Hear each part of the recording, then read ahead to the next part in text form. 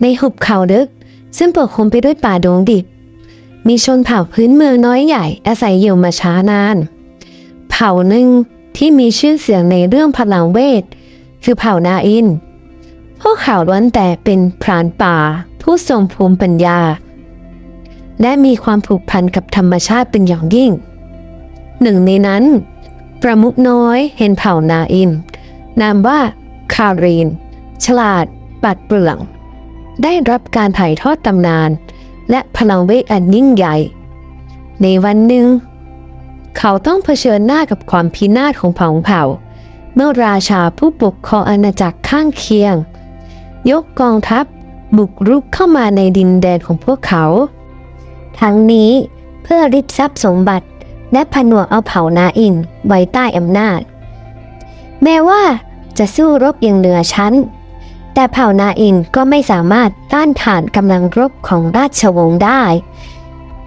ราชาผู้โหดเหี้ยมจึงใช้อาวุธวิเศษผนึกร่างคนของเผ่านาอินเอาไว้ทั้งหมดเหลือเพียงคาเรนที่รอดชีวิตมาได้เพราะพลังพิเศษที่ซ่อนอยู่ภายในด้วยความโกรธแค้นที่ทรมานจิตใจเขามาเนิ่นนานประมุขน้อยจึงคิดวางแผนแก้แค้นราชวงศ์ได้การแอบเข้าไปในพระราชวังและฆ่าราชาด้วยมือของตนเองจากนั้นไม่นานบนเตียงหรูหราในห้องนอนของราชาผู้ทรงอำนาจในก่อนหน้านี้กับต้นนมป่วยทรุดโทรมร่างกายที่เคยทรงพลังบัดนี้กลับแห้งเหี่ยวราวกับกระดาษเก่าผิวหนังคล้ำซีดขรุขระเต็มไปด้วยรอยย่นและริ้วรอยสายตาพร่ามัวมองโลกภายนอกอย่างอ้างว้างนับตั้งแต่เหตุการณ์ที่คาเรนประมุขน้อยของเผ่านาอินรอบเข้ามาทำร้ายราชาด้วยมีดปลายแหลมร่างของราชาก็เสื่อมสลายอย่างรวดเร็วไม่ใช่ด้วยอายุแต่เพราะพลังเวทของประมุขน้อยทำให้สภาพก่อนหน้านี้ของราชาถูกคายออกมาเป็นร่างของคนแก่ใกล้สิ้นลมดอกนิอินนาราชาพึมพำด้วยน้ำเสียงขันเคือพวกเจ้าต้องหามาให้ข้าโดยเร็วผู้รับใช้และขุนนางที่เฝ้าดูแลพากันงุนงงสับสนพวกเขาไม่เคยได้ยินชื่อดอกไม้วิเศษชนิดนี้มาก่อนแต่ถ้ามันเป็นหนทางเดียวที่จะรักษาราชาให้หายจากอาการป่วยทรุดโทรมและถอยกลับเป็นหนุ่มรุ่งราวทศวรรษที่ผ่านมาได้พวกขุนนางคงจะต้องยอมเสี่ยงภัยออกค้นหามันเมื่อได้รับคำสั่งจากราชาขุนนางรอบนอกต่างระดมหาข้อมูลกันอย่างขมักเขม้นจนได้ตำราโบราณเล่มหนึ่งซึ่งบันทึกเรื่องราวของเผ่านาอินและดอกนิอินนาวิเศษเอาไว้ดอกสีม่วงสดนี้มีเพียง2 ดอกบนโลกเท่านั้นสามารถนำมาผสมเกสรเข้าด้วยกันแล้วจะเกิดดอกใหม่ขึ้นมาผู้ใดที่ได้กลิ่นหอมและกินกลีบดอกนั้นจะกลับกลายเป็นหนุ่มสาวตามปรารถนาไม่เพียงแต่ร่างกายจะกลับมาแข็งแรงแต่ยังจะอายุยืนยาวอีกด้วยแม้ว่าดอกนิอินนาคือหนทางเดียวสำหรับราชาที่จะหายจากพิษร้ายแต่กลับมามีชีวิตชีวาอย่างเดิมคนในวังจึงเร่งค้นหาดอกนิอินนาทั้ง2 ดอกโดยเร็วส่วนคาเรนที่ทำร้ายราชาก็พร้อมจะออกตามหาด้วยตนเองเช่นกันแต่ด้วยเป้าหมายที่แตกต่างจากราชวงศ์หลังจากที่คาเรนลอบทำร้ายราชาด้วยพลังเวทอันชั่วร้ายเขาก็ไม่สามารถพักผ่อนได้สักนิดเพราะยังมีภารกิจสำคัญที่ต้องดำเนินการต่อนั่นคือการค้นหาดอกนิอินนาวิเศษสีม่วงเข้มปีกดอกมาให้ได้เพื่อนำมาผสมเกสรแล้วจะได้ดอกนิอินนาอันทรงพลังใหม่ถึงแม้ดอกนิอินนาจะหายากยิ่งกว่าไข่มุกงามแต่ประมุขน้อยกลับเคยได้รับมอบดอกนิอินนาดอกหนึ่งมาตั้งแต่ยังเด็กเขาจึงรู้ดีว่ามันมีพลังวิเศษมหัศจรรย์สามารถคืนชีพฟื้นไวและขจัดพิษร้ายได้โดยมากผู้คนแสวงหาดอกนิอินนาเพื่อรักษาร่างกายให้อายุยืนยาวแต่คาเรน ต้องการดอกนิอินนาเพื่อปลดปล่อยชาวเผ่านาอินจากพิษร้ายที่ถูกผนึกร่างเอาไว้ด้วยพลังวิเศษของดอกนิอินนาจะทำให้ผู้ใดก็ตามที่สูดกลิ่นหอมและกินกลีบดอกจะกลับมามีชีวิตชีวาดังหนุ่มสาวเหมาะสำหรับการคืนชีพชาวนาอินผู้ถูกทรมานด้วยพิษธาตุจนร่างกายแห้งเฟือดและใกล้จะสิ้นวิญญาณโชคดีที่คาเรนทราบว่าตำนานมีเพียงดอกนิอินนา2 ดอกเท่านั้นที่เหลืออยู่บนโลกนี้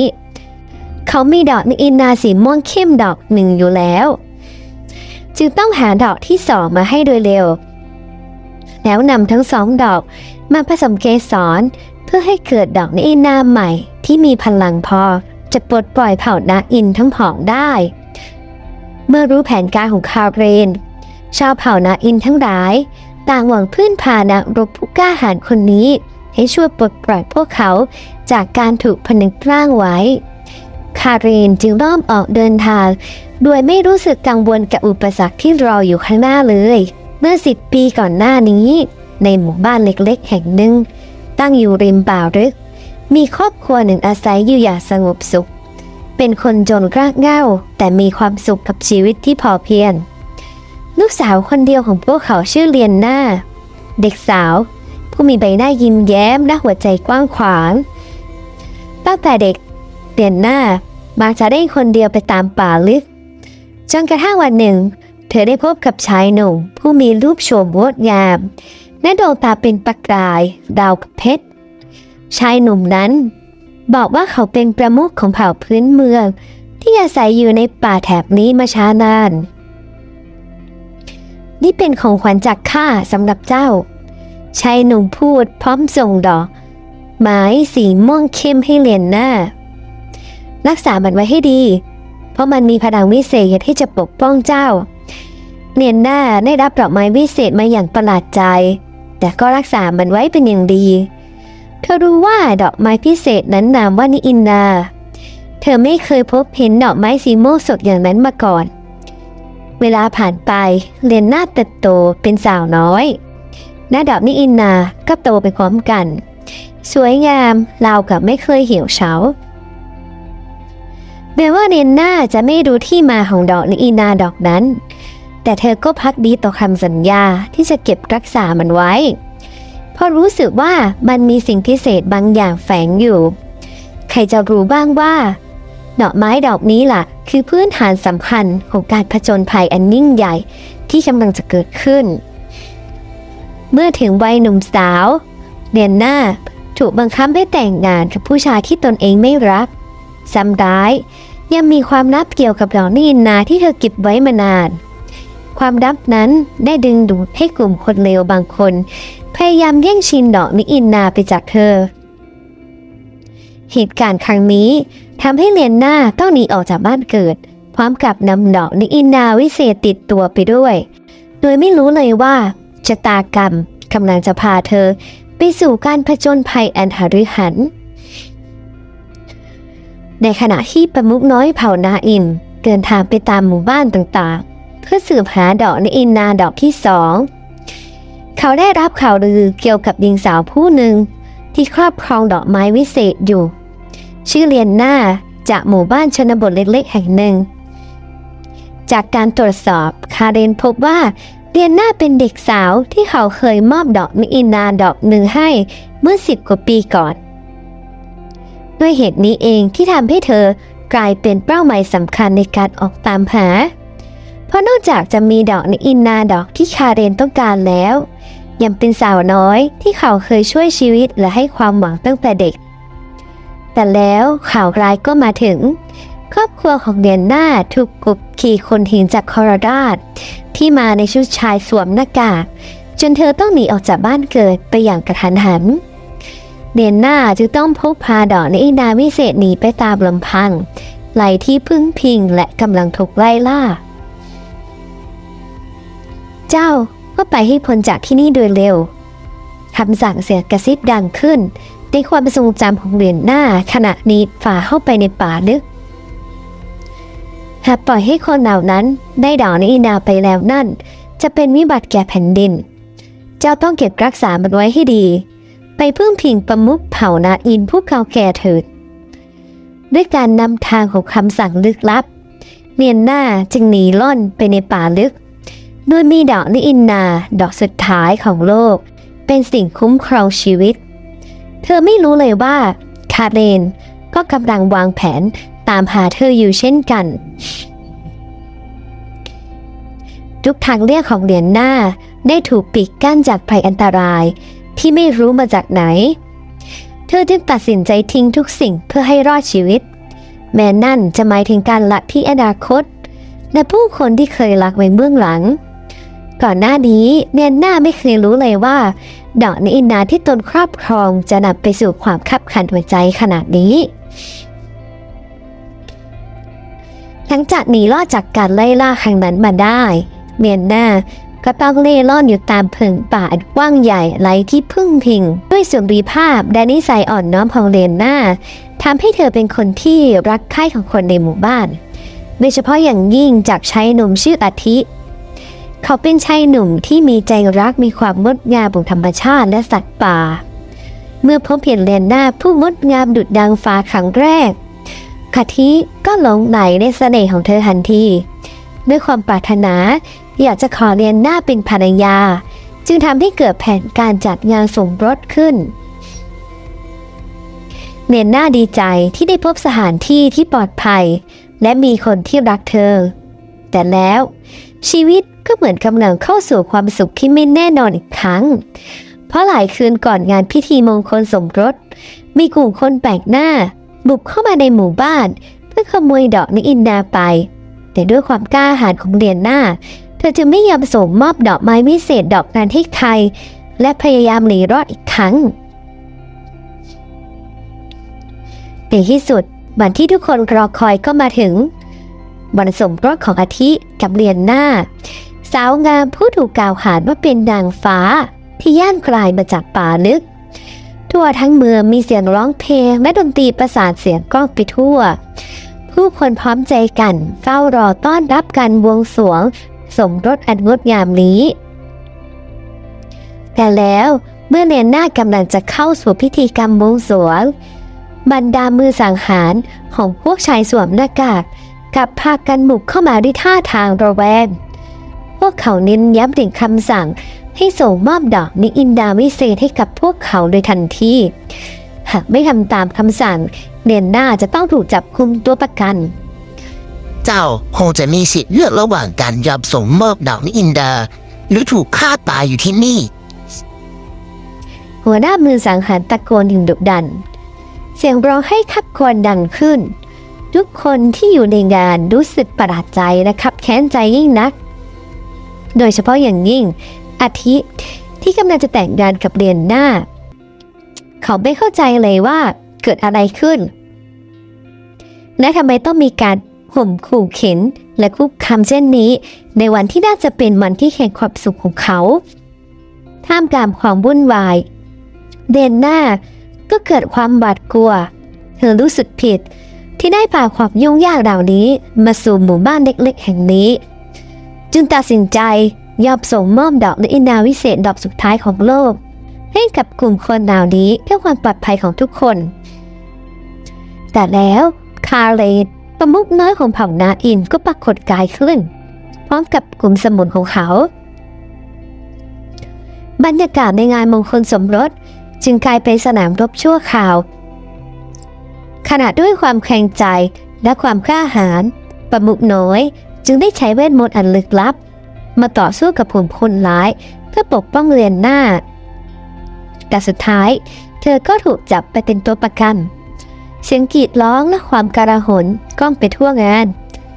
บรรยากาศงานแต่งที่น่าจะเต็มไปด้วยความสุขกลับกลายเป็นฉากสนามรบที่ดุเดือดทุกคนต่างพยายามเอาชีวิตรอดจากเหตุการณ์นี้ซึ่งทั้งหมดนี้เป็นเพียงจุดเริ่มต้นของการผจญภัยที่ยิ่งใหญ่เท่านั้นหลังจากเหตุการณ์วุ่นวายในงานมงคลสมรสเทนเดอร์ถูกจับไปเป็นตัวประกันโดยกลุ่มชายชะกันปริศนาพวกเขาได้พามาที่ซอกแห่งหนึ่งในป่าลึกห่างไกลจากผู้คนสถานที่ซึ่งไม่มีใครรู้จัก เปิดเผยมาว่าดอกอินดาอยู่ที่ไหนหากไม่พวกเราจะทำร้ายชีวิตเจ้าหนึ่งในกลุ่มผู้ชายเหล่านั้นขู่เรียนได้อย่างดุดันแต่เรียนได้ยังคงนิ่งเงียบและดูท่าทางเกรงกลัวเนื่องจากเธอไม่รู้เลยว่ากลุ่มคนเหล่านี้มีเป้าหมายและที่มาเป็นอย่างไรจึงไม่กล้าปิดปากบอกสิ่งใดออกไปเพราะกลัวจะนำไปสู่อันตรายร้ายแรงหรือเจ้าจะให้ข้าเป็นคนเปิดเผยเองผู้นำของกลุ่มคนแปลกหน้าเหล่านั้นหันไปพูดลูกเราทั้งหลายนี่คือโอกาสที่เราจะกอบกู้ชัยชนะได้เด็ดขาดข้าจะใช้ดาวอินดาเพื่อรักษาร่างกายให้พระราชบิดาของข้าแข็งแรงขึ้นอีกครั้งชายผู้นั้นจึงถอดหน้ากากที่สวมอยู่ออกปรากฏเป็นใบหน้าหล่อเหลาแต่ดูเคร่งขรึมของชายหนุ่มซึ่งไม่ใช่ใครอื่นนอกจากอาทิชายที่เพิ่งจะเข้าพิธีแต่งงานกับเรียนด้านั่นเองเขาคือลูกชายคนโตและทายาทผู้สืบราชสมบัติของราชวงศ์เพื่อนร่วมรบทั้งหลายดอกอินดาเป็นหนทางเดียวที่จะทำให้พระราชบิดาของข้ากลับมามีรูปร่างหนุ่มสาวอีกครั้งเราทุกคนจงร่วมกันขจัดอุปสรรคที่ขวางทางเสียเพราะจะไม่มีอะไรสำคัญไปกว่าการเห็นราชาที่ข้ารักยิ่งกว่าชีวิตกลับมาแข็งแรงอีกครั้งคำพูดของอาทินั้นทำให้ทุกสิ่งทุกอย่างเริ่มมีความชัดเจนขึ้นแรงจูงใจที่แท้จริงในการแย่งชิงดอกอินดาจากเรียนด้าก็คือต้องการรักษาชีวิตของราชาองค์เดิมให้หายจากสภาวะสูงวัยเสื่อมถอยด้วยพลังวิเศษของดอกไม้นี้เรียนด้าเริ่มหวาดกลัวมากขึ้นเมื่อรู้ว่าตนเองจะถูกใช้เป็นเครื่องมือให้บรรลุเป้าหมายอันชั่วร้ายนี้โดยที่เธอเองไม่รู้ว่าดอกอินดาที่เธอเคยได้รับมานั้นจะมีพลังวิเศษอันน่าพันพึงถึงเพียงนี้ประนุกน้อยของเผ่านาอินต้องรีบเข้ามาช่วยชีวิตเธอให้ได้โดยเร็วในที่ซ่อนเร้นลึกลับแห่งหนึ่งในป่าดงดิบการต่อสู้ครั้งสำคัญได้เริ่มขึ้นระหว่างคาเดนกับกลุ่มคนร้ายที่จับเรียนได้เป็นตัวประกันทั้งสองฝ่ายต่างเข้าใจดีว่านี่คือการชิงชัยครั้งสุดท้ายเพื่อการครอบครองดอกอินดาวิเศษดอกสุดท้ายของโลกส่งมอบดอกอินดาให้แก่ข้าเดี๋ยวนี้หากไม่เช่นนั้นเธอผู้นี้จะต้องจบชีวิตลงอาทิผู้เป็นลูกชายของราชาตะคอกเสียงดังขณะที่มีดเจาะไปที่คอของเรนด้าแต่คาเรนกลับยังคงเงียบงันเขารู้ดีว่าหากยอมส่งมอบดอกอินดาไปแล้วโลกใบนี้จะตกอยู่ใต้อำนาจครอบเมืองของราชาอย่างไม่มีวันจบสิ้นดังนั้นจึงไม่มีทางเลือกอื่นนอกจากต้องต่อสู้กับพวกเขาสิ้นพนักกำลังแล้วหรือจอมพราน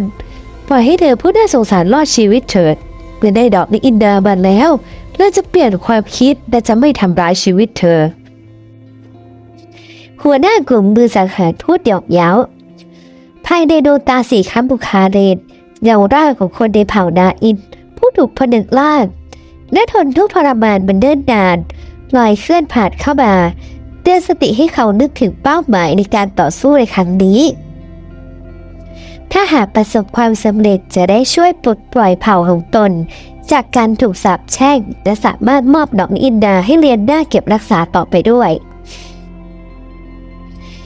ความตั้งใจมุ่งมั่นเด็ดเดี่ยวคาเลนจึงกวักมือปล่อยพลังงานจากฝ่ามือสู่ดวงอาทิตย์สีทองที่ลอยอยู่กลางอากาศก่อนจะปล่อยพลังอันรุนแรงผ่านจุดศูนย์กลางของดวงอาทิตย์ใส่กลุ่มมือสังหารเป็นแสงพลังสีแดงสดพวกมือสังหารต่างเสียการทรงตัวและกระจัดกระจายกันไปทั่วตอนนี้เป็นโอกาสของเจ้าแล้วหนีให้พ้นจากที่แห่งนี้คาเรนตะโกนบอกเรียนด้าเขาได้สร้างพลังกำบังขึ้นมาปกป้องเรียนด้าและตนเองจากการถูกโจมตีของกลุ่มมือสังหารในเวลาต่อมา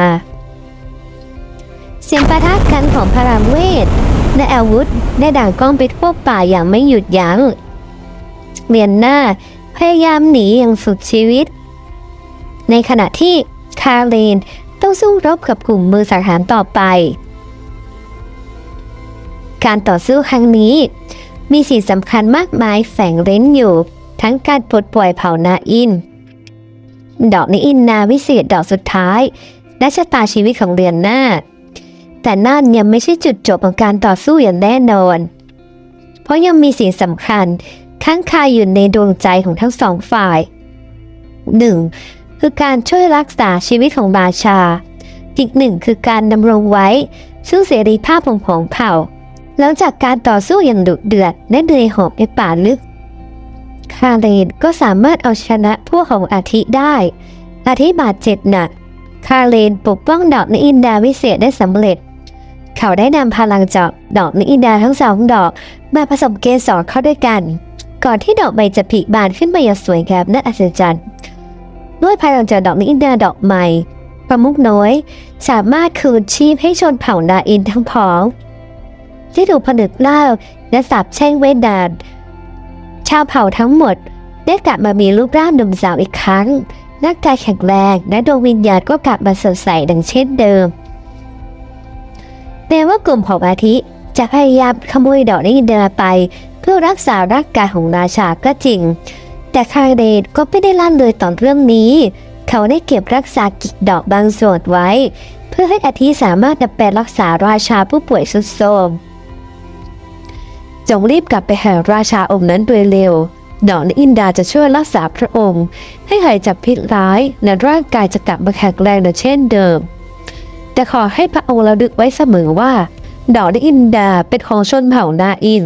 จะได้คิดจะเป็นใหญ่ในผืนป่าอีกเลยประมุขน้อยตักเกิดอาทิตย์และปล่อยพวกเขาไปหลังจากทุกอย่างสงบลงประมุขน้อยและเรียนดาก็ได้กลับมารวมตัวกับชาวเผ่านาอินแต่พวกเขาได้ปลูกดอกนิอินดาใหม่ไว้ดูแลเอาใจใส่เพื่อให้มันเติบโตและแพร่พันธุ์สืบไปต่ออย่างต่อเนื่องนับจากนี้ไปจะไม่มีใครมากล้าท้าทายอำนาจของชนเผ่านาอินและดอกนิอินดาวิเศษอีกต่อไปมิตรภาพและสันติสุขจะกลับมาครอบครองในหุบเขาแห่งนี้อีกครั้งและดอกนิอินดาสีม่วงสดงดงามจะเป็นสัญลักษณ์แห่งความสมานฉันท์และอิสรภาพของเผ่าตราบนานเท่านาน